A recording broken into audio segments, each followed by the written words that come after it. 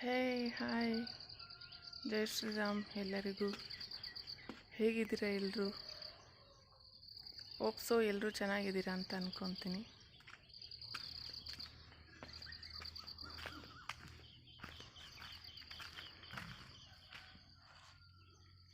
ಹೂವು ಕಿತ್ಕೊಳ್ತಾ ಇದೆ ಪೂಜೆ ಮಾಡೋಕ್ಕೆ.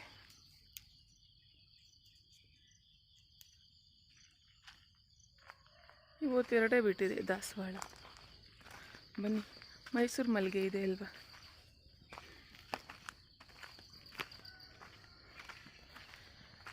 ನಮ್ಮೂರಲ್ಲಿ ರಾತ್ರಿ ಜೋರು ಮಳೆ.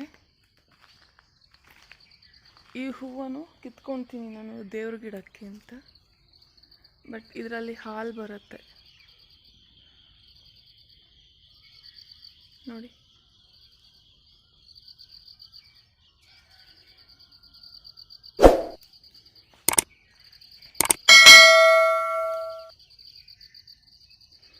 ಪೂಜೆ ಮಾಡಿ ಜಿಮ್ಗೆ ಹೋಗೋಕ್ಕೆ ರೆಡಿಯಾಗಿದ್ದೀನಿ.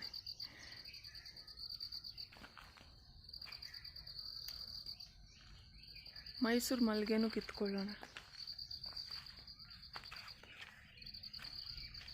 ಇಲ್ಲಿದೆ ಇಲ್ಲ.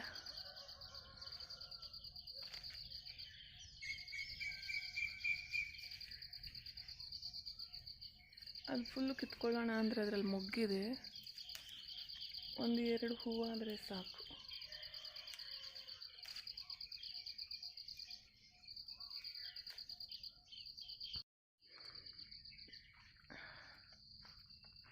ಮಲ್ಲಿಗೆ ಗಿಡದಲ್ಲೂ ಒಂದೆರಡು ಹೂವು ಇದೆ, ಅದು ಎರಡು ಕಿತ್ಕೊತೀನಿ.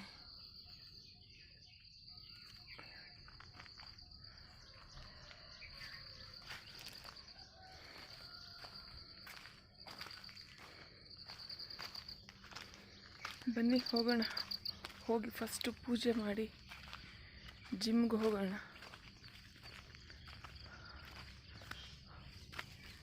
ಇನ್ನು ಸ್ಟ್ರೀಟ್ ಲೈಟ್ ಕೂಡ ಆಫ್ ಆಗಿಲ್ಲ ನಮ್ಮ ಮನೆ ಹತ್ರ.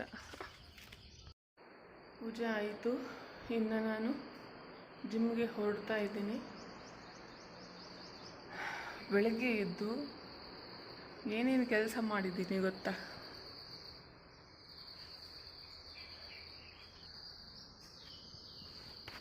ಬೆಳಗ್ಗೆ 4 o'clock ಎದ್ದು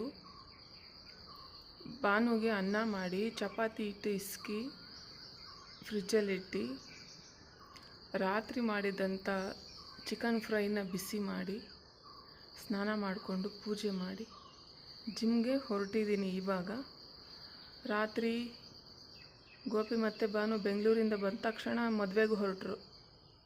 ಮದುವೆ ಇದೆ ಅಂತ ಹೇಳಿ ಅವರು ಮದುವೆನಲ್ಲಿ ಊಟ ಮಾಡಿಕೊಂಡ್ರು. ಮತ್ತು ಮನೆಯಲ್ಲಿ ಮಾಡಿದ್ದು ಅವರು ತಿನ್ನಲಿಲ್ಲ. ಹಾಗಾಗಿ ಅದನ್ನೇ ಬಿಸಿ ಮಾಡಿಟ್ಟಿದ್ದೀನಿ. ಇವಾಗ ಅದೇನೇ ಬ್ರೇಕ್ಫಾಸ್ಟ್ ಮಾರ್ನಿಂಗ್. ಇನ್ನು ಜಿಮ್ಮಿಂದ ಬರೋಕ್ಕೆ ಎಷ್ಟೊತ್ತಾಗುತ್ತೆ ಗೊತ್ತಿಲ್ಲ. ಇವತ್ತು ನಾನು 10:30 ಬರ್ಬೋದು ವಾಪಸ್ ಮನೆಗೆ ಅನಿಸುತ್ತೆ. ಒಂದೇ ಸಲ ಕ್ಲೋಸ್ ಮಾಡ್ಕೊಂಡು ಬರ್ಬೋದು, ಇಲ್ಲ 9:30ಗೆ ಬರ್ತೀನಿ. ಹಾಲಿಡೇಸ್ ಮುಗಿಯೋ ತನಕ ಹೀಗೆ ಇರುತ್ತೆ ರೂಟೀನ್. ಹಾಲಿಡೇಸ್ ಮುಗಿದ್ಮೇಲೆ 4 o'clock ಎದ್ದು 4:30ಗೆಲ್ಲ ಜಿಮ್ ಹತ್ರ ಇರ್ತೀವಿ.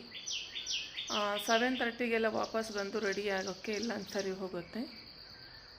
ಈಗ ಒಂದು ಸ್ವಲ್ಪ ಹಾಲಿಡೇಸ್ ಇರೋದಕ್ಕೆ ಸ್ವಲ್ಪ ಲೇಝಿ ಎಲ್ಲ ಇರುತ್ತೆ ಅಲ್ವಾ, ಮತ್ತು ನಮಗೆ ಈ ಚಾನ್ಸ್ ಸಿಗೋದಿಲ್ಲ ಲೇಟಾಗಿ ಎದ್ದೇಳೋದಕ್ಕೆ. ಹಾಗಾಗಿ ಸ್ವಲ್ಪ ಟೈಮಿಂಗ್ಸ್ ಎಲ್ಲ ಚೇಂಜ್ ಮಾಡಿಕೊಂಡು ಕೆಲಸಗಳೆಲ್ಲನೂ ಉಲ್ಟಾ ಪಲ್ಟಾ ಮಾಡಿಕೊಂಡು ಹೋಗ್ತಾ ಇದ್ದೀನಿ. ನೋಡಿ, ರಾತ್ರಿ ಮಾಡಿ ಚಿಕನ್ ಯಾರೂ ತಿನ್ನಲಿಲ್ಲ. 1 kg ತೊಗೊಂಡು ಬಂದಿದ್ದು ಹಾಗೇ ಇದೆ. ನಾನು ಸಹ ಸರಿಯಾಗಿ ತಿನ್ನಲಿಲ್ಲ. ಇವತ್ತು ಸೋಮವಾರ ಆಗಿರೋದ್ರಿಂದ ನಾನು ಮುಟ್ಟಕ್ಕೆ ಹೋಗಲ್ಲ. ಸೋಮವಾರ ನಾನು ತಿನ್ನಲ್ಲ. ಭಾನುಗನ್ನ ರೆಡಿ ಆಗಿದೆ.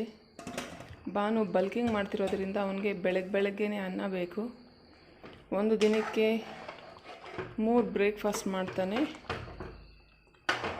3 ಬ್ರೇಕ್ಫಾಸ್ಟು, 2 ಲಂಚು, 2 ಡಿನ್ನರ್ ಮಾಡ್ತಾನೆ. ಅವನಿಗೆ ತುಂಬ ಅನ್ನ, ರೈಸ್ ಎಲ್ಲ ತುಂಬ ಬೇಕಾಗತ್ತೆ. ಮತ್ತು ಚಿಕನ್ನು ಜಾಸ್ತಿ ಬೇಕಾಗತ್ತೆ ಅವನಿಗೆ. ಚಿಕನ್ನು,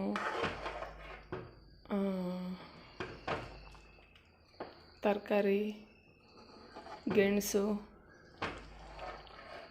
ಡ್ರೈ ಫ್ರೂಟ್ಸು ಎಲ್ಲ ಜಾಸ್ತಿ ಬೇಕಾಗತ್ತೆ ಅವನಿಗೆ. ಮೊಸರು ಎಲ್ಲನೂ ಜಾಸ್ತಿ ಬೇಕಾಗತ್ತೆ.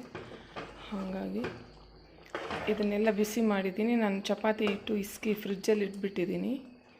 ಇನ್ನು ಜಿಮ್ಮಿಂದ ಬಂದ ತಕ್ಷಣ ನಾನು ಚಪಾತಿ ಮಾಡ್ಕೊಳ್ತೀನಿ. ನನಗೆ ಇನ್ನು ಉಳಿದವರು ಚಪಾತಿ ಮತ್ತು ಚಿಕನ್ ತಿಂತಾರೆ. ಭಾನುದು ಚಿಕನ್ ತಗೊಂಡು ಬರಬೇಕು ಬೇಯಿಸೋಕ್ಕೆ.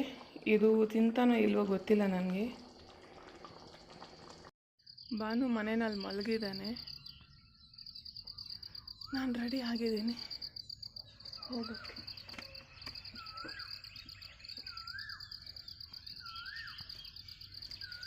ತುಳಸಿ ಗಿಡ ಗೈಸ್.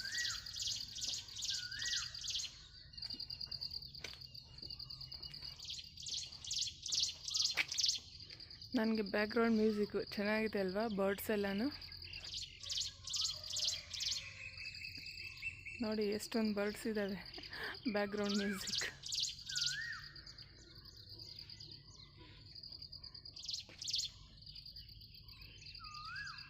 ನೋಡಿ, ಕೋಗ್ಲೆ ಕೂಗ್ತಿದೆ, ಬರ್ಡ್ಸ್ ಎಲ್ಲ ಕಿಚಿ ಪಿಚಿ ಮಾಡ್ತಿದೆ.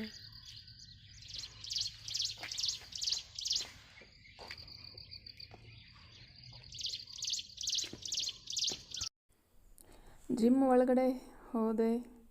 ಇವತ್ತು ನಾನು ಫುಲ್ ಕಾರ್ಡಿಯೋ ಮಾಡಿದ್ದೀನಿ. ಸೈಕ್ಲಿಂಗು, ಥ್ರೆಡ್ಮಿಲ್ಲು, ಕ್ರಾಸ್ ಟ್ರೈನಿಂಗ್ ಎಲ್ಲನೂ ಮುಗಿಸ್ಕೊಂಡು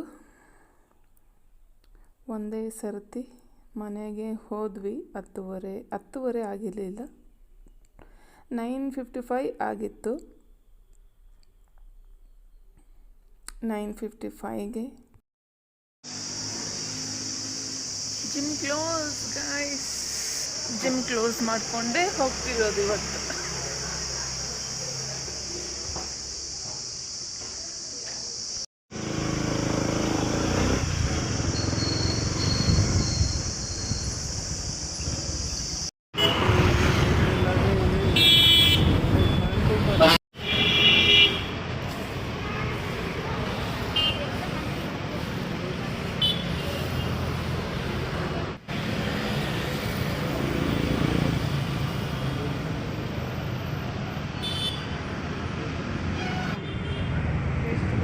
ಇವಾಗ ದೇವರ ಅಭಿಷೇಕ ಮಾಡಿದೆ. ನೀರು ಕಾಯ್ತದೆ ಇರಲಿಲ್ಲ, ಸಿಗಲಿಲ್ಲ, ಹುಳಿ ಇರುತ್ತೆ ಕಲ್ಪಟ್ಟಿರೋದ್ರಲ್ಲಿ.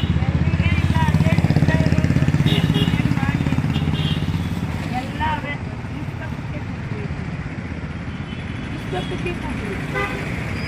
ಚಿಕ್ಕದಕ್ಕೆ ಇಲ್ಲ, ಅದೇ ಅಲ್ಲೇ ಆಯ್ಕೊಂಡು ಬರೋದು.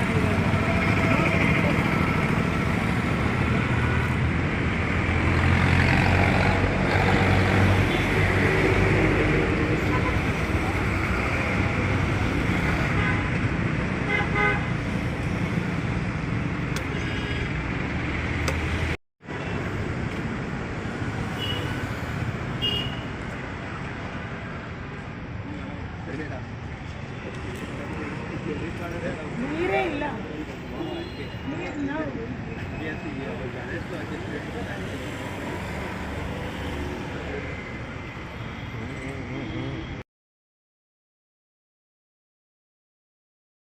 ಎಳೆನೀರು ಕುಡಿಬೇಕು ಅಂತಂದರೆ ನೀವು 11 ಗಂಟೆ ಒಳಗಡೆ ಮಾತ್ರ ಎಳೆನೀರು ಕುಡಿಯಬೇಕು. 11 ಗಂಟೆ ಮೇಲೆ ಎಳ್ನೀರು ಪಾಯ್ಸನ್ ಆಗಿರುತ್ತೆ. ಅಷ್ಟು ಒಳ್ಳೆಯದಲ್ಲ ಆರೋಗ್ಯಕ್ಕೆ. ಎಲ್ಲರೂ ಬಿಸಿಲು ಅಂತ ಹೇಳಿ ಎಲ್ಲನೂ ಎಳ್ನೀರು ಎಲ್ಲ ಕುಡಿತಿರ್ತಾರೆ. ಯಾವ ಟೈಮ್ ಅಂದರೆ ಆ ಟೈಮಲ್ಲೆಲ್ಲ ಎಳ್ನೀರು ಒಳ್ಳೆಯದಲ್ಲ ಆರೋಗ್ಯಕ್ಕೆ. 11 ಗಂಟೆ ಒಳಗಡೆ ಅಷ್ಟೇ ಎಳೆನೀರು ಕುಡಿಬೇಕು.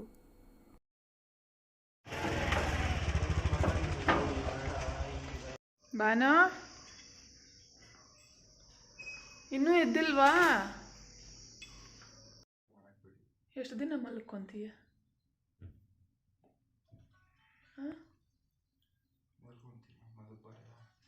ಅಲ್ಲ, ಎಷ್ಟು ದಿನ ಮಲ್ಕೊಳ್ತೀಯ? ಹಾಲಿಡೇಸ್ ಮುಗಿಯೋ ತನಕ. ಆಮೇಲೆ ಏನು ಮಾಡ್ತೀಯ? ಆಮೇಲೆ ಮನೆ ಬಿಟ್ಟೋಗ್ತೀಯ?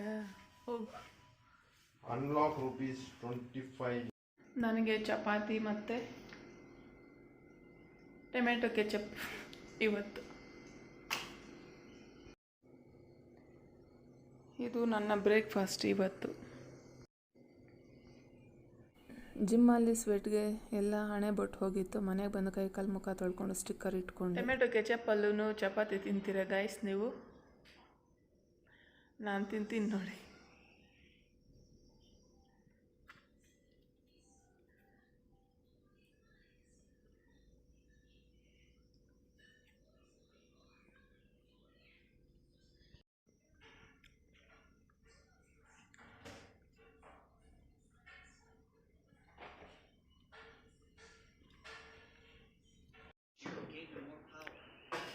ಭಾನು ಇವತ್ತು ಡಯಟ್ ಮಾಡ್ಕೊತಾ ಇದ್ದಾನೆ ಗಾಯ್ಸ್.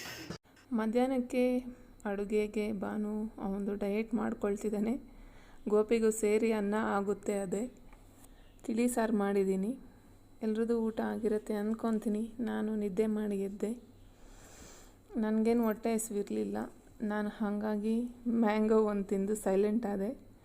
ಮತ್ತು ಇಲ್ಲಿ ಖರ್ಜೂರ ನಂದು ನಿದ್ದೆ ಆಯಿತು. ನಿದ್ದೆ ಮಾಡಿದ್ದೆ. ಇದು ತಂದವಾಗ ತುಂಬ ಫ್ರೆಶ್ ಆಗಿ ಜ್ಯೂಸಿಯಾಗಿತ್ತು. ಇವಾಗೆಲ್ಲ ಡ್ರೈ ಆಗಿಬಿಟ್ಟು ಒಣಗೋಗ್ಬಿಟ್ಟಿದೆ ಖರ್ಜೂರ.